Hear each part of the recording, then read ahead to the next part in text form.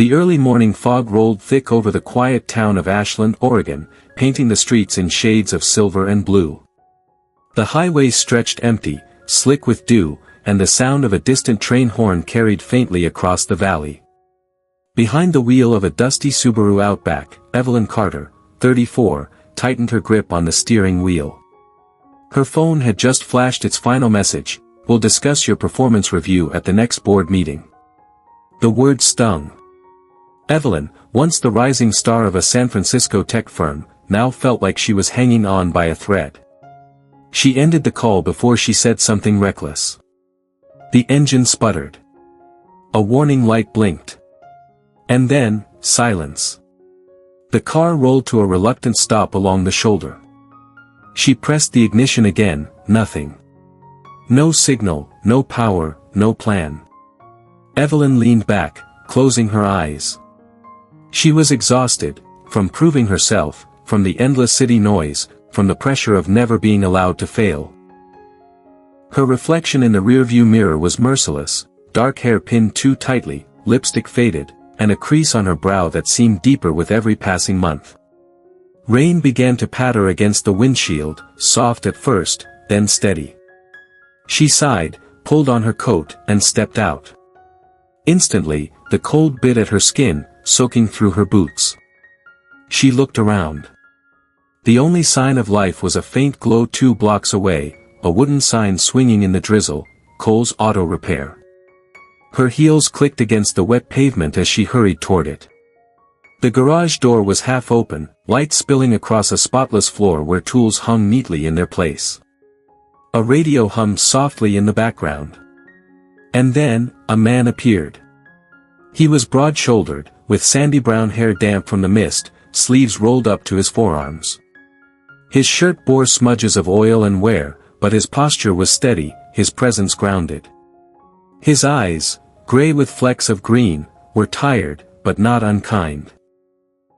"You stranded?" he asked simply. Evelyn nodded, tucking a wet strand of hair behind her ear.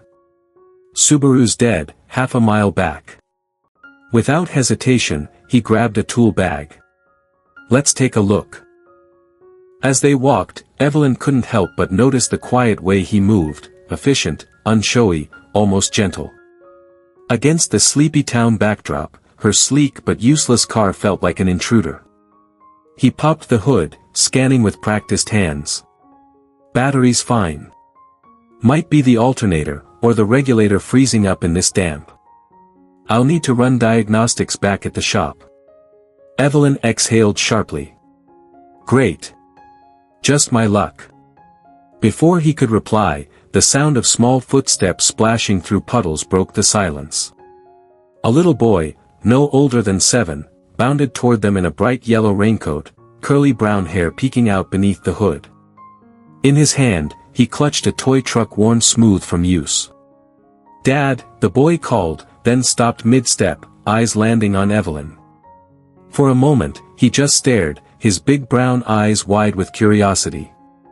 Then, with the unfiltered innocence only a child could muster, he asked, "Daddy, is she gonna be my new mommy?" The world froze. The steady rain seemed to hush, the air growing still. The man, Daniel Cole, stiffened, his face flushing with shock. Evelyn blinked, her mouth opening but no words forming. She let out a soft, awkward laugh, the kind that tried to mask discomfort. "That's quite the introduction," she managed. Daniel crouched beside his son, voice low but firm.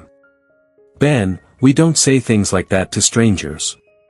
"But she's pretty," Ben said simply. "And you smiled when you saw her." Daniel's jaw tightened. He ruffled the boy's curls gently. "Inside, champ. Dry off." With a small pout, Ben obeyed, darting back toward the glow of the garage. Daniel stood again, rubbing the back of his neck. His voice softened. "I'm sorry. His mom passed away when he was 4. He doesn't always know what to do with the missing pieces." Evelyn's chest tightened. She glanced back at the misty road, then at the man who had just, unknowingly, opened the first page of a story neither of them expected to write. The next morning, Evelyn Carter awoke to the faint chirping of birds instead of the endless buzz of her phone. At the small Ashland Inn, sunlight slipped through lace curtains, illuminating the quilted blanket pulled over her shoulders. For the first time in months, her alarm wasn't a conference call. She stretched slowly, then sat up, staring at her silent phone on the nightstand. No signal. No frantic messages. No board members dissecting her every move. Just stillness. It felt foreign, like stepping into someone else's life. Downstairs, the inn's owner, a silver-haired woman named Marjorie, served steaming coffee and blueberry scones on mismatched plates. When Evelyn explained her car trouble, Marjorie only chuckled softly. "Sounds like you ran into Daniel Cole," she said, pouring cream into Evelyn's cup. "Quiet man, but steady as stone. That boy of his, Ben, keeps him going." Evelyn smiled politely, though the memory of Ben's innocent question, "Is she gonna be my new mommy?" still echoed in her chest. Daniel lived above the garage he inherited from his father. Once upon a time, he had been an electrical engineer in Portland, designing safety components for major automakers. But tragedy had a way of rewriting dreams. 4 years earlier, his wife Hannah had been lost in a highway accident during a winter storm. Daniel had been at work, buried in blueprints, when the call came. In one brutal moment, he became both father and mother to a 3-year-old boy. He had sold the house they'd once shared, packed up the photos and mementos, and returned to Ashland, his childhood town, to rebuild in the only way he knew how, fixing broken things. Engines, gears, alternators, anything he could make work again. Except, of course, the one thing he wished he could fix most.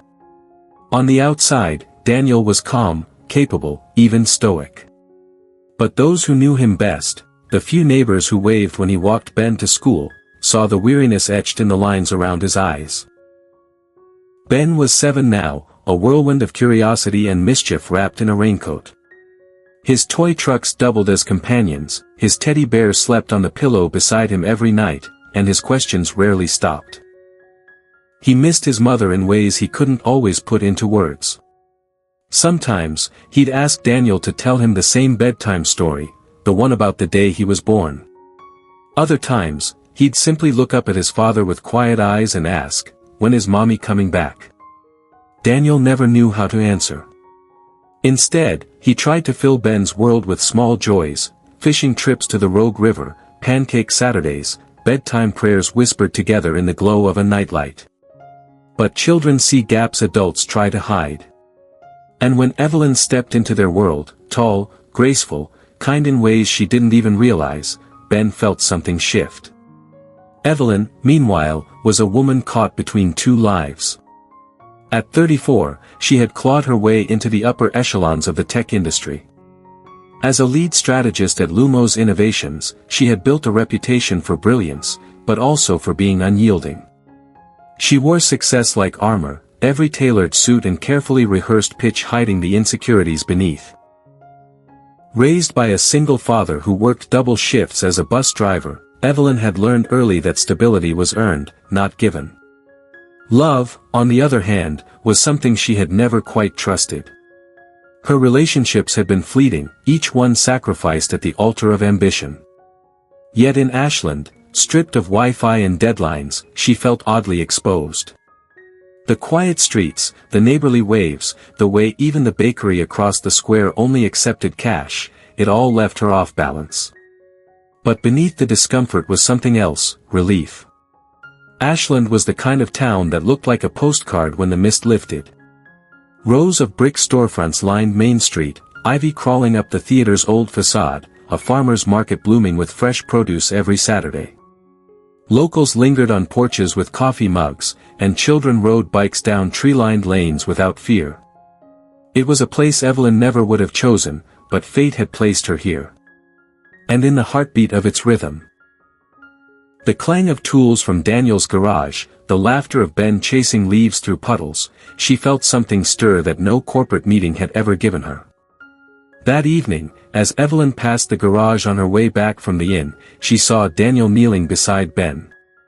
The boy's shoelaces had come undone, dragging through the dirt. Daniel, hands still smudged with oil, carefully tied them into a double knot. "Now you won't trip, champ," he said softly, patting his son's knee.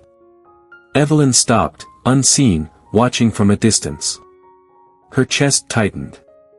Something about the simple tenderness of the moment, the way Daniel's large, grease-stained hands moved so gently, caught her off guard. Ben looked up, spotted her, and grinned. "Miss Evelyn. Look." Daddy tied them tight. Daniel glanced up too, his gaze meeting hers across the fading light.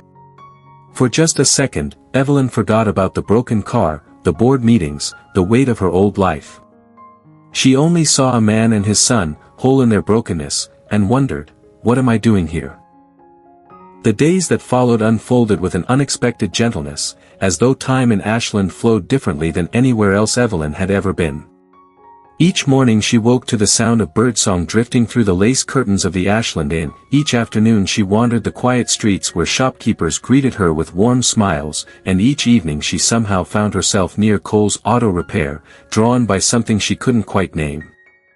On the third day she discovered Ben outside the garage, crouched on the sidewalk with a piece of chalk clutched in his small hand. He had filled the concrete with colorful shapes, a crooked house with smoke rising from its chimney, a tall man, a small boy, and beside them, a woman with dark hair in a blue dress. Evelyn paused, then knelt to look closer. "Who's that?" she asked softly. Ben looked up, grinning with a confidence that startled her. "That's you." Her heart gave a quick, involuntary thump. "Me? Why me?" The boy shrugged as if the answer were obvious. "Because Daddy smiles different when you're around." His words lingered in the cool afternoon air, leaving her speechless. Instead of answering, she reached for a piece of chalk and added a sun to the corner of his picture, yellow rays stretching wide across the sidewalk. Ben clapped in delight. "You're good at this. Will you help me draw my truck?" And so she did, crouched beside him, letting laughter spill from her lips as the chalk left bright smudges on her hands and knees. When Daniel returned from a supply run later that afternoon, he found them both covered in chalk dust. Evelyn's dark hair had slipped loose from its bun, Ben was bouncing with excitement, and she looked more carefree than she ever had in a boardroom. "Didn't know chalk art was part of your resume," Daniel remarked dryly, though his mouth twitched with a smile. Evelyn laughed, brushing off her hands. "I'm expanding my skill set." That evening, as she prepared to leave, Ben tugged at her sleeve and darted inside. He returned triumphantly with a slightly squashed cupcake, its frosting smeared but still intact. "For you," he said. "Daddy and I baked them last night." Evelyn took it carefully, touched by the offering. "Thank you, Ben. It's perfect." She smiled at him, but when she glanced at Daniel, she saw something else in his expression, a mixture of gratitude and wonder, as though even he was surprised by the light Evelyn had brought into his son's eyes. By the end of the week her Subaru was still sitting in the corner of the garage, awaiting a part that had to be ordered from Portland. On a rainy evening when the inn's dining room was too crowded to find a seat, Daniel noticed her hesitation and offered quietly, "You're welcome to join us. Nothing fancy, just spaghetti and garlic bread. But it's warm." Ben tugged her hand eagerly. "Come sit next to me." Inside, the garage had been transformed into a cozy nook. A folding table stood in the corner, mismatched chairs drawn close, a small heater buzzing as rain pattered softly against the windows. The smell of tomato sauce filled the air. They ate together, laughter spilling easily as Ben chattered about school and his favorite trucks. At one point, the boy knocked over his glass of milk, splashing across the table and into Evelyn's lap. She gasped, then burst into laughter. "Guess I'll survive camping if I can survive this." Daniel chuckled, his deep laugh sending a warmth through the room that Evelyn hadn't realized she'd missed for so long. For a moment their eyes met across the table, holding just a little too long before both looked away. The next morning Evelyn appeared with a steaming cup of coffee for Daniel. "Don't get used to it," she teased, handing it to him. "I still don't know how you survive without oat milk lattes in this town." Their fingers brushed as he accepted it. "Coffee's coffee," he replied, then added with quiet sincerity, "Thanks."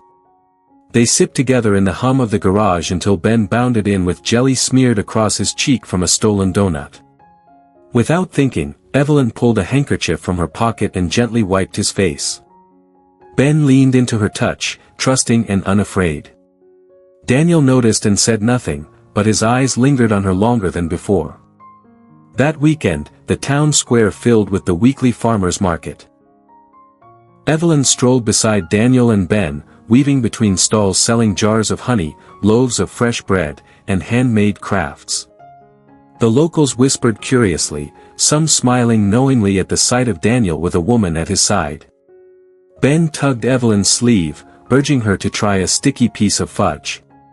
She laughed as it melted on her tongue, far sweeter than anything she'd had in San Francisco. Later, they sat together on a worn bench while Ben chased pigeons nearby. Evelyn glanced at Daniel, watching the quiet pride on his face as he followed his son's movements. "He's a good kid," she said softly. Daniel nodded, his voice low. "Better than I deserve." She studied him, the way his eyes softened when they landed on Ben, and replied, "I don't think that's true." For a brief moment their gazes met and held, and something unspoken passed between them. Not a promise, not a confession, but a spark of recognition that neither had expected to find. Evelyn felt her chest tighten, not with the panic of deadlines or expectations, but with something gentler, something she had almost forgotten how to feel. When she returned to her room at the inn that evening, she realized she had laughed more in the past 3 days than she had in the past 3 years. And for the first time in a long while, she wasn't thinking about quarterly reports or performance reviews. She was thinking about a boy who drew families in chalk, about a man who tied shoelaces with calloused hands, and about a quiet town where healing seemed to hide in the smallest of moments. She closed her eyes and wondered if perhaps her broken car had brought her to exactly the place she needed to be. The rain returned heavier the next morning, tapping steadily against the windowpanes of the Ashland Inn. Evelyn sat at the small desk in her room, staring at her silent phone. Emails waited somewhere in the cloud, unread and unanswered, but for the first time she didn't feel the urgency to chase them. Instead, her thoughts wandered back to the garage, the quiet clatter of tools, Ben's laughter echoing against the concrete walls, and the way Daniel's eyes softened whenever he looked at his son. She shook her head, almost scolding herself. She had come here by accident, yet her heart was anchoring itself to a life that wasn't hers. Later that day, she found herself back at Cole's Auto Repair, sheltering from the rain under the half-open door. Daniel was bent over an engine, sleeves rolled up, his movements slow and methodical. When he straightened and noticed her, he gave a brief nod. "Car's still waiting on that regulator. Should be here in 2, maybe 3 days." His voice was matter-of-fact, but Evelyn sensed something heavier beneath it, a weight she had noticed before but never dared to ask about. Ben came running in, holding a paper boat he had folded from a takeout menu. "Look, Miss Evelyn. It floats." He dashed back outside to test it in a puddle, leaving the 2 adults alone in the hum of the garage. Evelyn leaned against the wall, watching Daniel wipe his hands on a rag. "You used to do something else, didn't you?" she asked quietly. His hands stilled for a moment before he set the rag down. "Engineering," he said finally. "I designed safety systems for cars. Spent years making sure people were protected when machines failed. At least, that was the idea." His voice faltered. He walked over to the workbench and rested his palms flat on the scarred wood. "For winters ago, my wife was driving back from the store with Ben in the back seat. Snow had just started falling. Nothing serious. But the car.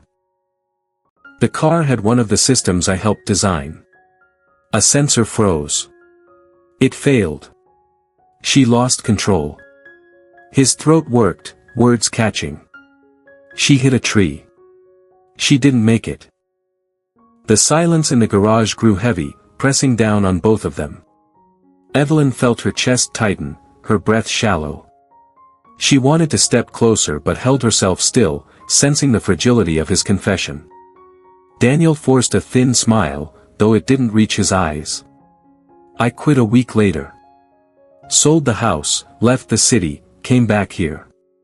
Thought maybe if I fixed broken things with my hands every day, it would make up for the one thing I couldn't fix. Outside, Ben's laughter cut through the gloom as his paper boat spun down a gutter stream. Daniel turned toward the sound, his face softening. He was 3 then. Too little to understand, but he knew she was gone. Every night he still asks about her. I tell him stories, show him photos. But somehow it always ends the same. Him looking at me and me saying, I'm sorry. His voice cracked on the words. Evelyn swallowed hard, her own memories rising unbidden. She thought of her childhood in Oakland, of a mother who had walked out when Evelyn was 6, leaving only the smell of perfume on a half-empty dresser. Her father, worn and weary from driving buses 12 hours a day, had done his best, but love had always felt conditional, like something she had to earn through achievement. She wrapped her arms around herself and said softly, I know what it's like to grow up with something missing. Different kind of loss, but still a hole you can't fill. Daniel looked at her then, his gray-green eyes searching, as if recognizing a pain that mirrored his own. For a long moment, they simply stood there, the rain drumming steady on the roof, Ben's giggles filtering in from outside like sunlight through storm clouds. Something fragile yet undeniable connected them, as though the broken pieces of their stories had found a way to fit together. That night Evelyn couldn't sleep. The inn was quiet, but her thoughts were loud. She sat by the window with a leather notebook she hadn't touched in years, one she used to scribble in before her life became nothing but strategy decks and conference calls. The words poured out of her almost without thinking, I've spent my whole life building walls, career, reputation, control. But today, watching Daniel with his son, hearing the cracks in his voice when he spoke of Hannah, I realized I'm not the only one living behind walls. His are built from guilt. Mine from fear. And maybe both of us are waiting for someone brave enough to open the door. The following morning she wandered into town, needing air. The mist lifted slowly, revealing neighbors sweeping porches, kids riding bikes, an old couple holding hands as they walked their dog. It felt like a world she had never belonged to, yet somehow longed for. Near the square, she heard a small voice call out, Miss Evelyn. Ben came racing toward her, rainbow sneakers flashing, clutching something in his hand. He skidded to a stop and held it up proudly, 2 powdered sugar donuts wrapped in a napkin. Daddy said I could bring you these. They're best if you eat them warm. Evelyn laughed softly, touched. For me. Ben nodded, then pulled a folded paper from his pocket. I made you this too. She unfolded it carefully. 3 stick figures holding hands in front of a crooked red car, 1 tall man, 1 woman with dark hair, and 1 small boy in between. Above it, in uneven crayon letters, Our family. Her vision blurred, tears prickling her eyes. She crouched to Ben's level, forcing a smile. It's beautiful, Ben. Thank you.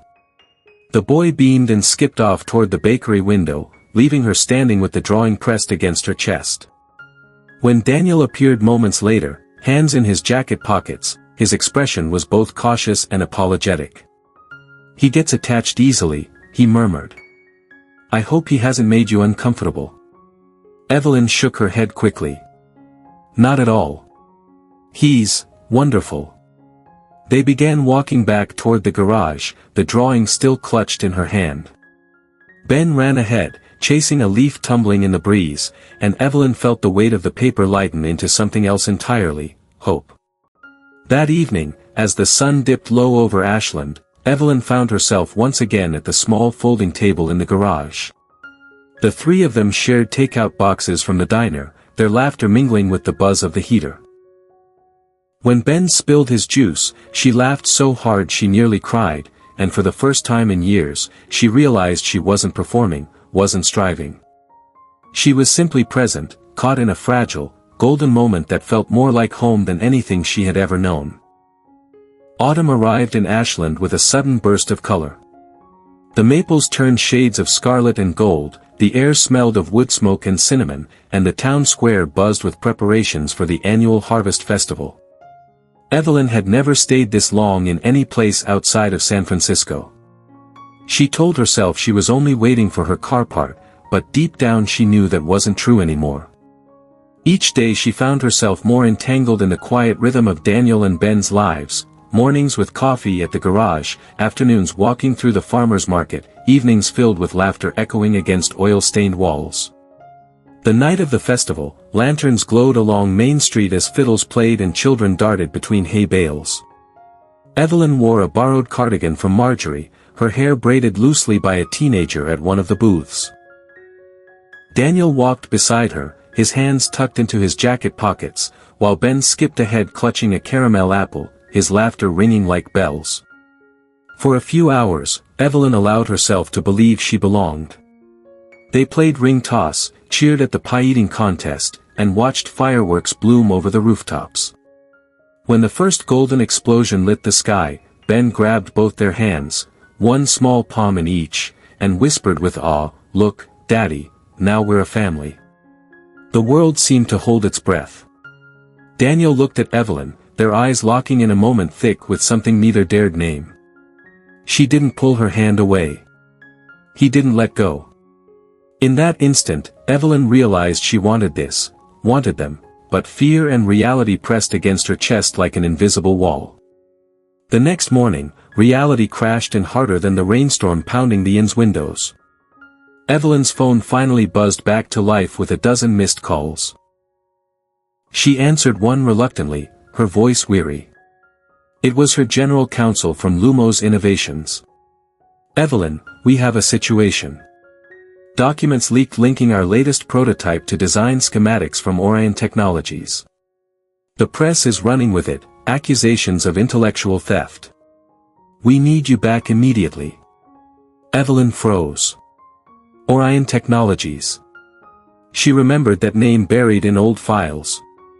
She remembered a photo of a young engineer, Daniel Cole, standing beside a safety module. Her stomach dropped. Could it be the same company? The same designs? She scrolled through the leaked documents her counsel sent, and her worst fear crystallized, diagrams eerily similar to the blueprints Daniel once showed her in passing, back when he spoke of the system that had failed Hannah. Her company, her name, was now tied to the very technology that had destroyed his life. She felt sick, but there was no hiding from it. That evening she went to the garage, rain clinging to her hair, heart hammering. Daniel stood outside, soaked to the elbows, waiting. Ben had been sent home with a neighbor. He had already seen the news. His face was pale, his eyes storm-dark. "You knew," he said quietly, his voice devoid of anger but heavy with betrayal. Evelyn shook her head frantically. "Not at first. I swear, Daniel, I didn't know. I only realized last week when I saw your name in the archives. I was trying to figure out how to tell you." "So all this," he cut in, his tone sharp as glass, "was what? Research? A way to dig into my past? You show up, you smile, you laugh with my kid, and the whole time you're tied to the company that buried the designs that killed my wife?" Her breath caught, tears stinging her eyes. "No. God, no. You think I planned for Ben to call me mommy? You think I wanted to fall into this?" Daniel looked away, jaw tight. "I let you into my life, into his life.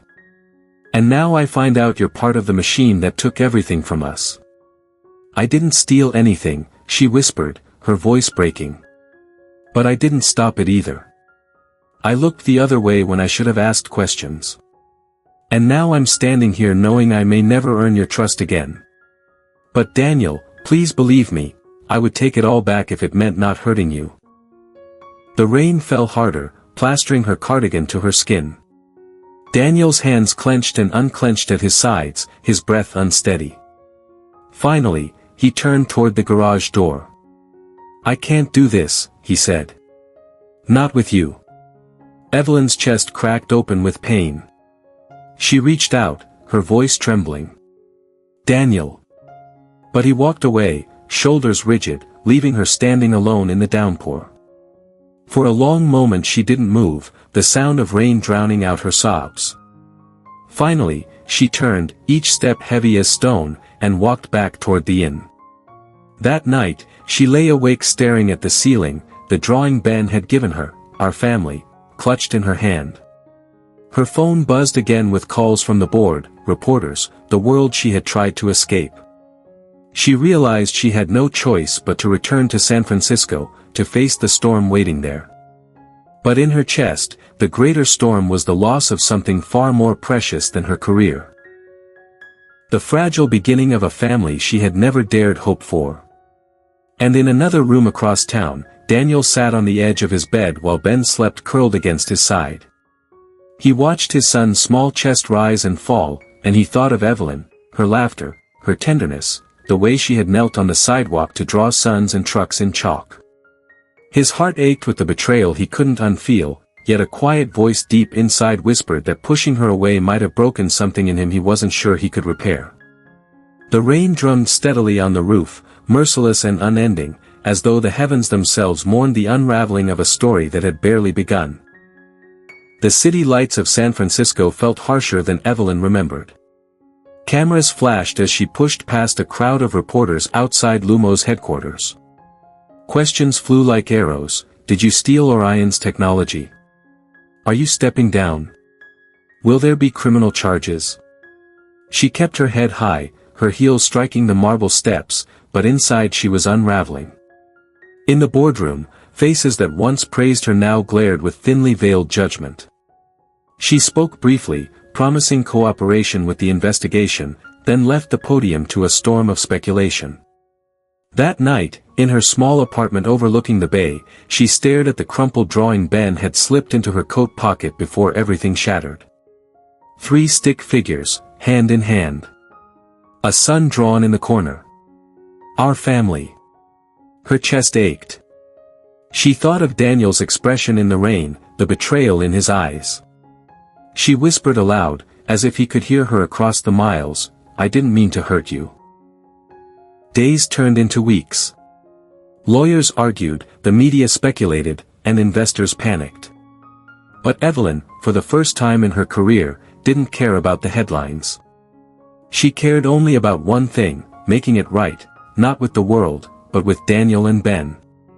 She began digging through old archives, combing every contract, every email, every buried file from her company's acquisition of Orion Technologies. And then, late one night, she found it, the original schematics, marked with Daniel's name, tucked away in patent logs the board had deliberately ignored. Proof that his design, his work, had been stolen and hidden. Proof that he wasn't just a grieving widower who blamed himself for a malfunction, but the rightful author of a system corrupted by greed. With shaking hands, Evelyn printed every document, every signature, every hidden memo. She organized them into a leather folder, knowing it wasn't just evidence, it was redemption. 2 weeks later, she returned to Ashland. The autumn air was colder now, the trees nearly bare, the streets damp with drizzle. She stood nervously outside the garage, folder clutched to her chest. Daniel was inside, bent over an engine, his face thinner, more tired than she remembered. When he noticed her, his expression hardened, though his hands stilled as if bracing for impact. Daniel, she said softly. He didn't answer. She stepped closer, holding out the folder. I found your design. The one they buried. It has your name on it, your patents, your work. It's all here. He hesitated, then took it, flipping through the pages. His breath caught as he saw his own signature on the diagrams, the notes he had written years ago in the margins. For a long moment, silence filled the space between them. Finally, he whispered, You made it right. I tried, she said, her voice breaking. I can't change the past. I can't bring her back. But I can make sure your name means something again. I can make sure Ben grows up knowing his father wasn't the man who failed, but the man who created something good. At that moment, small footsteps padded across the floor. Ben, groggy from a nap, rubbed his eyes and saw Evelyn. His face lit up as he ran to her, wrapping his arms around her waist. "You came back," he cried, voice muffled against her coat. Evelyn knelt, tears spilling freely as she hugged him close. "I missed you, Ben." Daniel watched, torn between caution and the undeniable warmth flooding his chest. Evelyn looked up at him, eyes shining. "I don't expect forgiveness. I don't expect us to go back to the way it was. But I need you to know, I'm here. Not for headlines, not for damage control. For you. For him." Ben tugged her hand and said with simple certainty, "Daddy, can we keep her this time?" The innocence of the question pierced through the walls Daniel had built. He closed his eyes, exhaling a long, shaky breath. He had lost so much, carried guilt heavier than any engine block, convinced himself he couldn't trust again.